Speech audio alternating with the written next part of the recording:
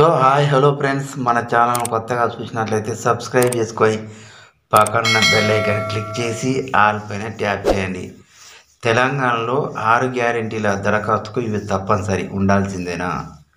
తెలంగాణలో కాంగ్రెస్ గ్యారెంటీలో ఒక పథకం ఇప్పటికీ అమలు చేశారు. తెలంగాణలో మహిళలకు రాష్ట్ర వ్యాప్తంగా బస్సులో ఉచిత ప్రయాణం కల్పించారు.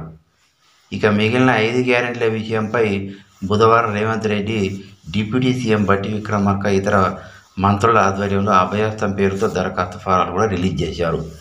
ఇందులో ఉండేటువంటి 5 గ్యారెంటీలకు సంబంధించి ఒకే ఫారంతో దరఖాస్తు సమర్పిస్తే సరిపోతుందని, దరఖాస్తులను డిసెంబర్ 28 తేదీ నుండి జనవరి 6వ తేదీ వరకు స్వీకరిస్తామని ప్రకటించారు. ఈ క్రమంలోనే రాష్ట్రంలోని ప్రజలంతా దరఖాస్తులు పెట్టుకోవడానికి తహతహలాడుతున్నారు. అయితే వీరి దరఖాస్తులు పెట్టుకోవడానికి గ్రామాల్లో అయితే పంచాయతీ, మున్సిపాలిటీల్లో అయితే మున్సిపల్ ఆఫీసర్ల దగ్గర అధికారులు ఉంటారు. వారి దగ్గర ఉండేటువంటి దరఖాస్తు ఫామ్ తీసుకొని దాన్ని ఫుల్ఫిల్ చేసి దరఖాస్తు సమర్పించాలి. ఇదంతా బాగానే ఉన్నా కానీ ఆ దరఖాస్తు పెట్టుకోవాలన్నా తెల్ల రేషన్ కార్డు తప్పనిసరి అని ప్రభుత్వం ప్రకటించింది. ఇదే తరుణంలో రాష్ట్రంలో కోట్లాది మంది రేషన్ కార్డు లేకపోవడం ఇది ఇబ్బందిగా మారింది. ఈ సందర్భంలో స్పందించినటువంటి ముఖ్యమంత్రి రేవంత్ రెడ్డి రేషన్ కార్డు లేకుండా దరఖాస్తు చేసుకోవచ్చని హామీ ఇచ్చారు. కానీ తెల్ల రేషన్ కార్డు లేనటువంటి దరఖాస్తుల మధ్యలో మాత్రం టెన్షన్ పోలేదు. రేషన్ కార్డు కూడా ఇస్తే బాగుండు అనే ఆలోచనలో ఉన్నారు.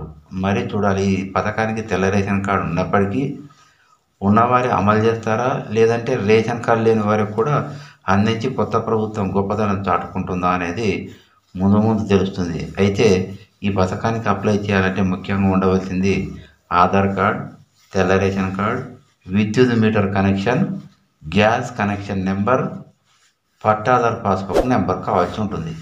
ఇలాంటి లేటెస్ట్ న్యూస్ మీకు రావాలంటే సబ్స్క్రైబ్ చేసుకొని పక్కన బెల్ ఐకాన్ క్లిక్ చేసి ఆల్ పైన ట్యాప్ చేయండి.